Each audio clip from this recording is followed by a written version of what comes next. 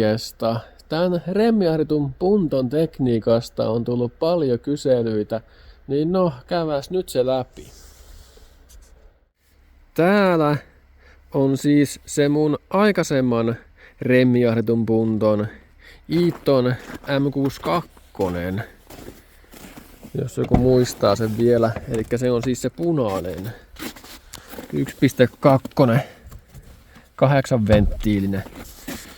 Sitä lähti se reilu 150 heppaa. Enimmillään. Tällä remmiahtimella. Mikä täällä on? Mitä? Tuleeko Katti katsomaan, että mitä Joni täällä touhua? Joo vaan. Ja se siis löytyy täältä. Tää oli suhteellisen kinkkinen asentaa tänne, koska tässä tosiaan on 1.8 litrainen 16-venttiilinen. Vähän niinku Alfa Romeon tyyppinen TS-moottori. Tämä on tosiaan tuo Fiatin oma VFD. Ja täällä näkyy tämä remmiahdin. Ja täällä on itse asiassa nuo laipat samat, mitä on vaan vähän muokattu. Mikä täällä näkyy. Nuo laipat, niin ne on sitä vanhemmasta rakennelmasta. Niin, tuliko tänne? Ei sen, eikö sä katso mönkiä? Voi että. Joo. Niin mä tosiaan ne hyötykäytin ja tänne mä joudun tekemään kiinnikkeen. Tämä tuli siis ilmastoinen kompressorin tilalle. Tää on tommonen patenttikiinnitys tuolla. Siinä on tommoset putkenpätkät laettu. Tai mitä jatkoholkkeja, mitä nun onkaan. Ja pultit tuolla ja tohon tein tommosen levy. Ja tuo itse asiassa sama levy, mikä oli silloin siinä toisessakin puntossa, siinä alkuperäisessä remmiahdetuspuntossa. Tai siinähän siis oli eka tässä kohtaa oli se Aisin AMR 500 tuossa noin, jos muistatte vielä. Ja silläkin lähti aika hyvin tehoa kyllä, mutta ne oli ihan järkyttävät ne äänet. Niin sen takia mä päivitin tähän sitten. Ja tää ei edes ollut paljon isompi tää Eatoni M62. Mutta tuottoahan tällä on puolet enemmän. Eli tällä sai olla huomattavasti isompi tuo hihnapyörä tuolla, mikä näkyy. Ja tässä on se sähkömagneetti, electromagnetic clutch. Eli niin tässä on niin magneettikytki tuolla, eli mä saan sen tämän remmiahtimen vedon pois tai päälle vaan ihan vaan kytkimellä. Se on tosi näppärä, mä oon itse tykännyt. Ja se vaikutti kulutukseen semmosen noin 15%, kun tuon remmiahtimen vedon saa pois, ettei se turhaa tossa pyöri koko aikaa. Niin se vaikutti noin 15% siinä mun 1.2 puntossa, 1.2 litrasessa puntossa. En tiedä vaikuttaako sitten niin paljon tässä moottorissa, koska tuohan ei syönyt suhteutettua ehkä niin paljon tehoa tästä moottorista kuin sitä 1.2, kun tää on se 1.8, niin että ehkä se ei välttämättä viekään sitä 15% enempää, vaikka tuo siellä pyöriksi koko ajan. Joo, ja että me saatiin tämä toimimaan alkuperäisellä ekulla, niin mikä muuten näkyy tuolla. Täällä on se hitaassi eku, mitä ei pysty ohjelmoimaan. Sinne ei voi tehdä mitään muutoksia, se on niin hyvin lukittu systeemi. Eli mulla oli eka ekumasteri. Tässä näin DET 3 plussa. Mutta mä en saanut toimimaan sitä vaan ton hitaassin moottoriohjauksen kanssa. Mä en tiedä mikä siinä oli ongelmana, mutta se nyt ei vaan toiminut.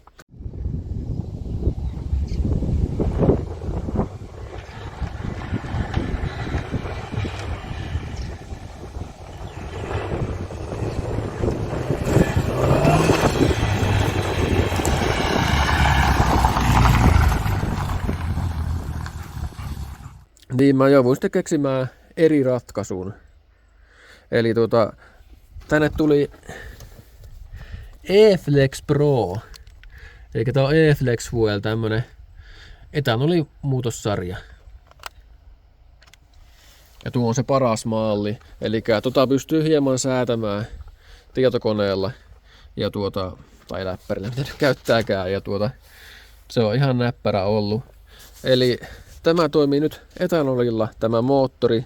Ja se riittää noin puolen baari ahdoille asti. Tässä on 0,4 baaria ahtoja suurin piirtein. Tai no vähän riippuu kelistä ja sun muusta, mutta joo. Ja mitä mä nyt oon tänne bensapuolesta joutunut tekemään, niin katsotaan sitä nyt ekana. Eli tänne tuli pikkasen isommat suuttimet, ne oli koko isommat. Ne olikohan noin 15% tai jotain isommat vai 20%. Ja sittenhän oli ongelmia ahdoilla. Että miten me saatiin ahdoilla, kun ahdot nousee, niin miten me saadaan lisää bensaa sinne, koska tuollahan on vapaariohjelma tietenkin tuolla Ekuussa, että se eikä sitä saa mitenkään ohjelmoitua. Niin tänne tuli tämmönen kertova bensapaineen säädin. FMU, kun tämä oli. Ja tuo tekee nyt sen, että tuo kertoo sitä bensapainetta aina isommaksi. Eli kun tulee 0,1 baaria tulee ahtoja, niin tuossa on nyt 14 kertoimella tuo maksimikertoin nyt, niin se nostaa bensapainetta 1,4 baaria. Eli sehän vetää bensapainea ihan tappiin suoraan, mutta se tuntuisi toimimaan ihan niin kuin hyvinkin. Ja tänne joutuu tietenkin tuon bensanpaine mittarin tuohon laittaa lisäksi. Tämä on säätimen, koska tässä ei ollut sitä ollenkaan. Ja tuossa päädyssä on se, tuolla näkyy se säätö, mutta se on tapissa ihan. Joo, ja mitäs muuta mä sitten joudun tekemään? No, että mä sain tämän kerronnan toimii kunnolla, niin mä voin tänne pistää tämmösen yksisuuntaventtiili. Kun tuohon alipaine ohjattu tuo, niin nyt se ei ala kertomaan kun vasta paineella, kun sinne tulee painetta, ahtoja, niin se alkaa sitten vasta kertomaan. Kun se alkoi muuten kertomaan heti, kun koski kaasuun tyhjäkäynniltä, se alkoi heti kertomaan sitä bensapainetta, niin sehän kävi ihan järkyttävän rikkaalla. Niin tuo korjasi sen, tuo yksisuuntaventtiili. Eli se päästää tonne painetta läpi vaan ahdoilla. Ja se lähtee kertomaan ylemmäs sitä bensapainetta. Ja nämä siis tuli kaikki, nämä tuli tänne paluulinjaan, eli mun tänne laittaa paluulinja kiinni tänne askarella. Ja tuo menee sitten sinne bensapumpulle, eli siihen bensapumpun sinne kanteen, mikä on tankissa. Tuo menee surasta tavallaan sitä kannesta läpi sitten, tuo paluulinja. Ja bensapumpuhan tänne piti vaihtaa, mutta hajosi sitä melkein heti, kun mä siirryin käyttämään etanolia, tai se meni tukkoon. Tankista tuli jotain moskaa, niin mä vaihoin sinne Valporoon 450 LPH kopio, eli se on tarkoitettu etanolille justiin se bensapumppu. Ja on toiminut kyllä aivan ongelmitta. Yhden kerran mun suodattimen siihen vaihtanut varmuuden vuoksi, mutta ei ole niinku mitään muuta ihmeempää. Sitten mitä ennen moottorille mä oon tehnyt muutoksia, niin täällä on Colombo et Parianin nokka tai nokat tuolla. Ne on tarkoitettu Alfan JTS-moottoriin, mutta JTS ja TS, ne on vähän samantyyppiset moottorit, niin niihin menee samat nokat, tai voi käyttää nokkia päittäin. Niin mä sain hyvää hintaa JTS-nokat, niin ne on nyt tuolla. Ja no, täällä nyt ei sitten oikeastaan muutosta olekaan tuolla imupuolella, paitsi tietty. Laitetaan käymään näitä ahtoputkia läpi. Niin täällä on vähän tämmönen jännä systeemi. Mulla meni kauan aikaa, että mä saan toimia tän kunnolla.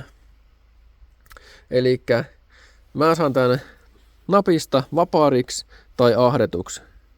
Niin sen takia mä voin tehdä tähän kaiken näköisiä patentteja. Eli mulla on täällä tämmönen pakoputkeen tarkoitettu venttiili. 2,5 tuuma. Tämmönen näin, mikä mulla, tai tuo menee kiinni silloin, kun mulla menee remjahdin päälle, niin tuo menee kiinni tuo läppä tuolta. Tuo venttiili. Ja silloin kun tää on vapaarina, niin ilma tulee suoraan täältä Täällä nyt ei, mä tiedän näkeekö sitä.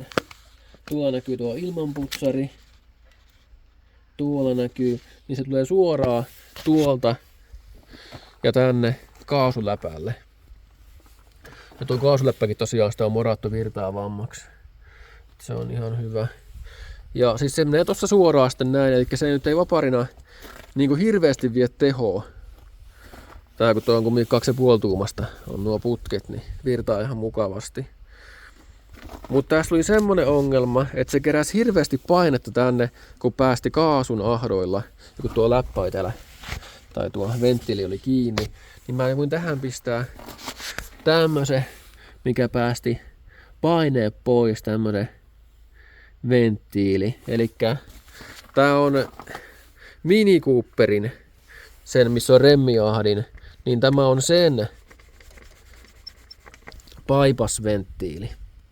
Ja se on tässä, ja tässä on suoritin sille, koska tämä on alipaine ohjattu, eli tää on auki silloin kun on alipainetta. Niin totta kai täältä menee sitten ilmaa läpi tyhjäkäynnillä ja näin, niin, ja pienellä kuormituksella, niin mulla on tossa sen takia filtteri.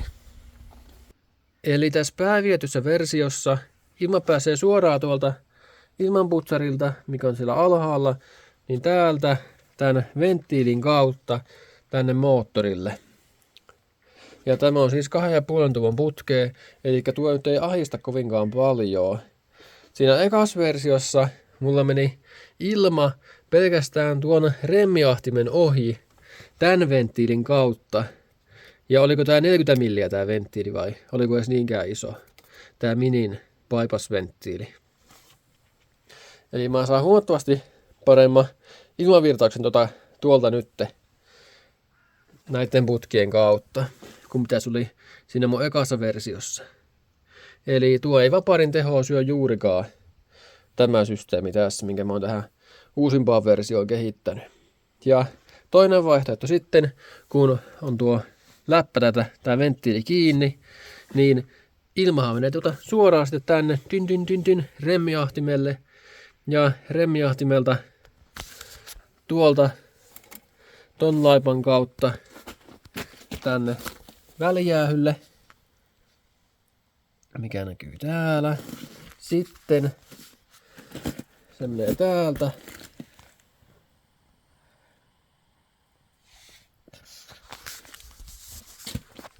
tähän. Ja tuolla näkyy, tuossa näkyy se haara, mistä se tulee. Tuolta. Eli se ylistyy tähän sitten näin. No joo, tää voi olla vähän hankala selkoinen homma, mutta mä voin tähän vaikka tähän piirustuksen laittaa, niin jos se selvittäisi vähän paremmin mun ideaa tällä mun päivietyllä ahtoputkisysteemillä. Ja nämä on tosiaan kaikki sitä 2,5 tuuman pakoputkea vaan. Ehkä mä päivitän nuo alumiinin jossain vaiheessa, mutta saa nähdä. Säästäisi vähän painoa sillä.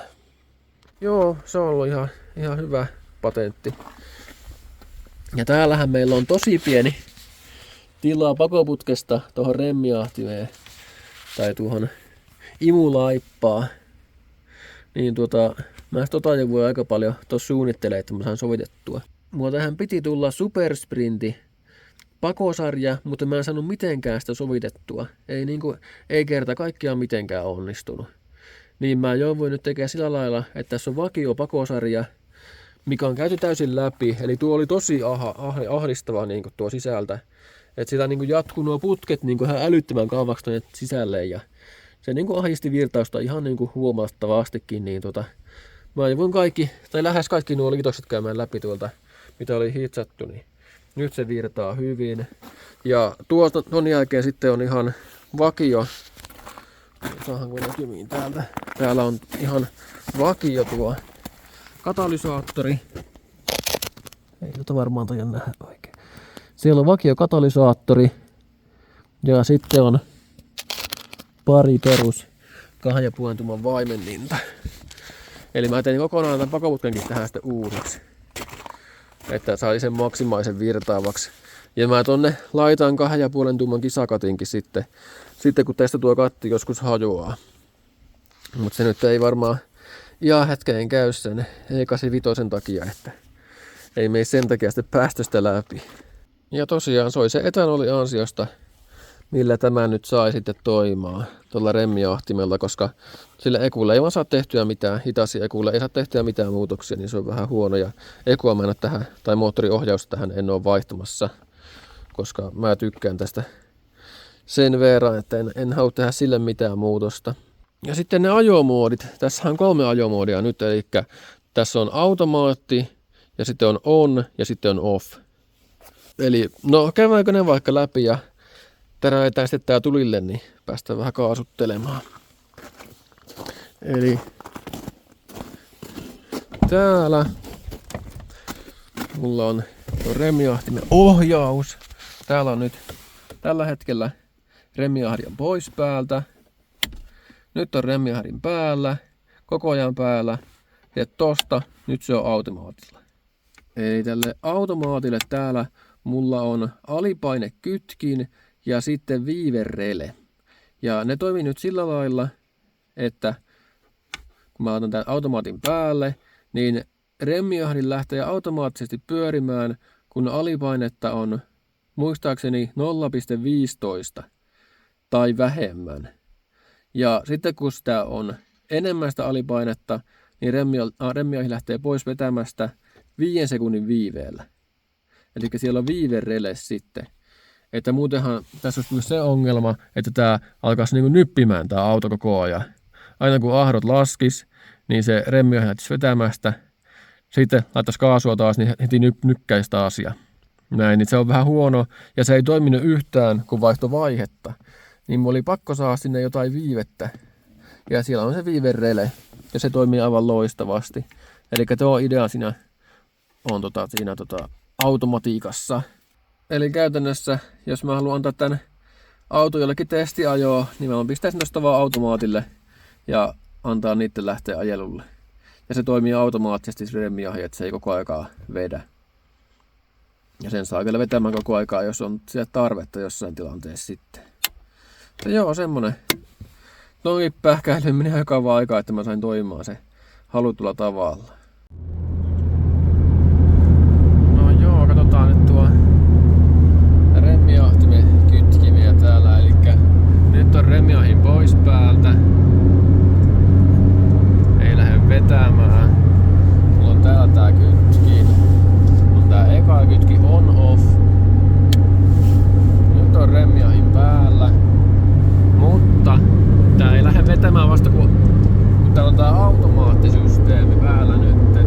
Elikkä tää lähtee vetämään sitten kun täällä menee alipainetta on vähemmän kuin 0,15 baaria muistaakseni. Kokeillaan. Nyt lähti vetää remmiahi. Eikä tää on nyt automaatilla. Eli täällä on se 5 sekunnin viiverele tuolla. Ja sitten mulla on tossa tuo automaatin kytki. Eikä tässä nyt tuo automaatti valittuna. Ja tää lähtee sitten pois itsestään 5 sekunnin päästä tuo remmiahin tuolta. Nyt se on pois päältä jo. Sitten mä saan oitettua tuo automatiikan, että se on koko ajan veto päällä tästä. Nyt on veto päällä koko ajan. Eikä se vetää nyt koko ajan tuo remmiahin, se on koko ajan tuolla pyörinyt päällä. Mutta tämä on niin kuin, ei ole kovin niin kuin ekologinen, eli tää kuluttaa jonkun verran tuo remmiahin tuolla koko ajan. Tai lisää bensan kulutusta. Se niin kuin kuormittaa tuota moottoria.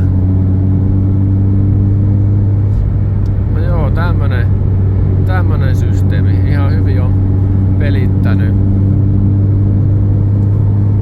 Ja sen takia täällä on tuo viiverele, koska muuten tuo aina, kun mulla putoisi tätä nuo ahdot, niin remmiahi lähtisi aina vetämästä, niin se aina tökkäisi siinä vaiheessa sitten.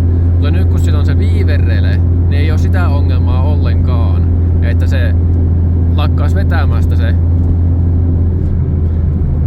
tuo remmiahi tuolla.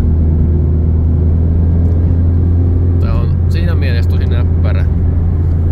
Mutta joo, sellaiset nuo kytkimet tuossa. Ja tää remmiahi on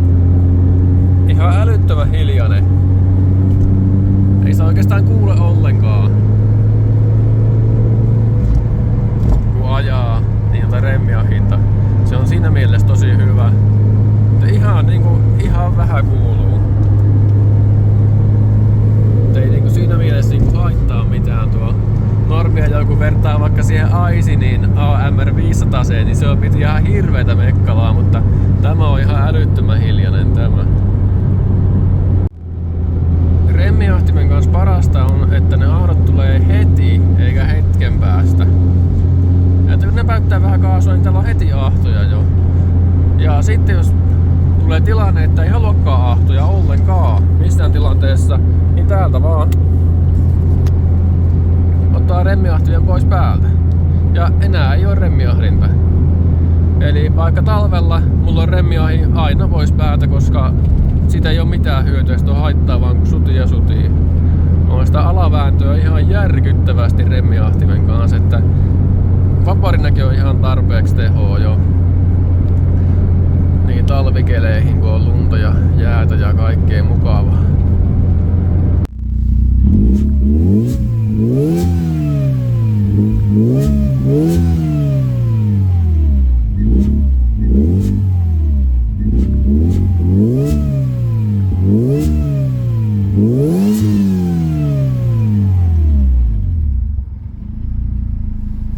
Ja se yleisin kysymys, miksi remmiahdin? Miksi taas remmiahdin? No, onhan tuo hienon kuulonen ja mä saan sen napista pois päältä, eikä mä voin tällä talvella ajaa ihan vaparina vaan, niin ei sudi ylimääräisiä. Tässä on kumminkin aika järkyttävä tuo vääntö tuon remmiahtimen kanssa, että ei talvella ajostuisi oikein niinku mitään. Mut täällähän on se LSD asennettuna, Limited Slip Differential, eli mulla on molemmat pyörät vetää tuolla eessä nyt. Eli se auttoi ihan kummastikin tohon talviajoon kyllä, että pystyy remmiahtimen kanssakin vähän ajamaan, mutta ei nykyään ihan hirveästi kumminkaan. Joo, ja onhan mulla täällä tämä itse tehty vaihevälin lyhennin, mutta se vaikuttaa pelkästään siihen ees-taas-liikkeeseen, eikä tähän sivuttaisliikkeeseen. Tässä on vieläkin näin paljon tätä ylimääräistä liikettä, tätä sivuttaisliikettä. Tonkin olisi kiva saada korjattua. Joo, se maksaa yli 100 € se palikka tänne näin, niin mä itse tein sen vaan. Ja se maksoi varmaan 10 € tai jotakin, ei maksanut juuri mitään. Ja hyvin pelittää. Ja mitä ongelmia tässä nyt on ollut, niin tästähän se kytki levisi melkein heti alkoi luistamaan. Tässä oli 200 millin kytkin.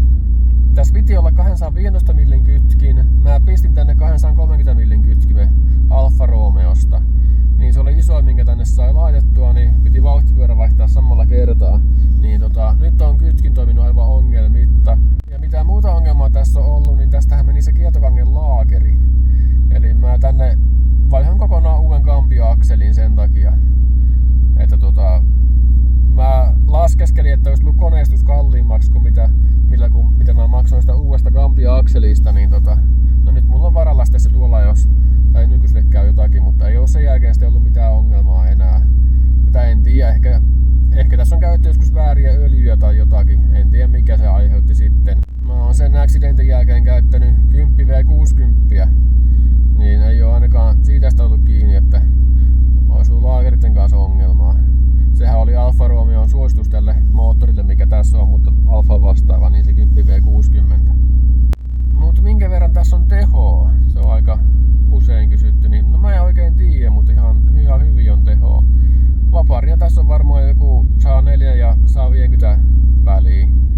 Että jotain semmoista ja siihen vielä ahdot päälle, niin on tässä nyt ihan hyvin. Ja terveisiä vaan tuolle Töysä Fiesta-kuskille, niin mitä mä katoin, niin se, jos mä nyt katsoin oikein, niin siinä se autossa varmaan 150 heppaa, niin eihän se oikein mihinkään mennyt. Mutta joo, terveisiä vaan, jos sitä katsot. Joo, semmoista. Joo, eli tää oli käytännössä tämmönen Vaparin budjettiviritys. Ja mä pistän osaluettelon tuohon videon alle descriptioniin, jos haluat itekin tämmöstä testata, niin etanolilla saa yllättävän hyvinkin ahtoja vielä laitettua, että toimii ihan, ettei käy mitään radikaalia moottoria tai mitään. Niin.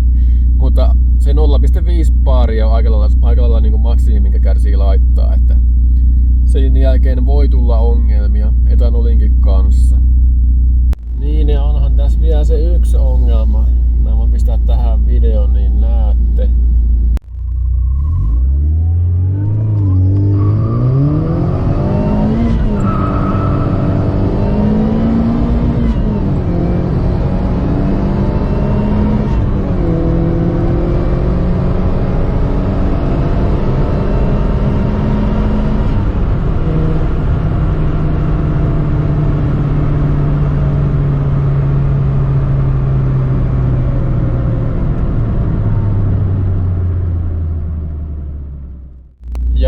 moottorin vikavalo syttyy siis sen takia, koska siellä on maffi, minkä läpi virtaa vaan liikaa tavaraa.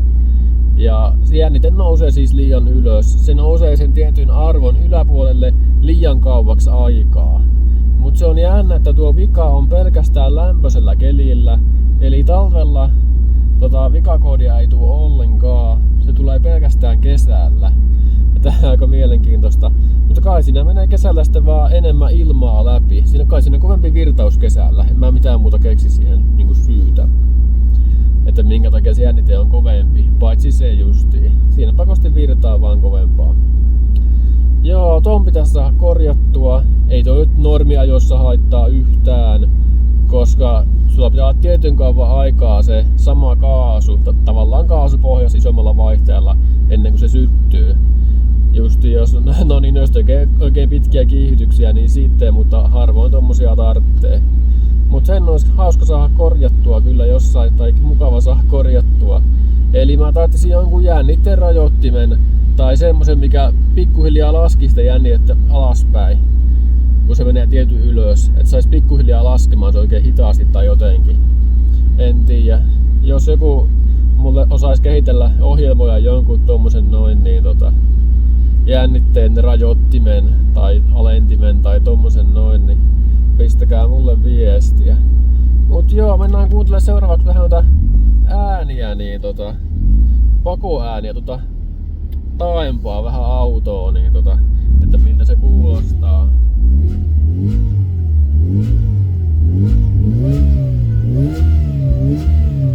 Joo, tämä enempää mä en viitti ajopätkää tehdä, koska siellä on taas niitä perus vinkattu ja sun muuta tulee kommenttia ainakin jos yhtään mittaristoa erehtyy kuvaamaan, niin aina tulee joku vinkkauslegioona sieltä, niin en jaksa lukea niitä kommenttia. Joo, älkää kommentoiko, että vinkattu tai mitään muuta vastaavaa. Joo, mennään kuuntelemaan pakoääniä seuraavaksi.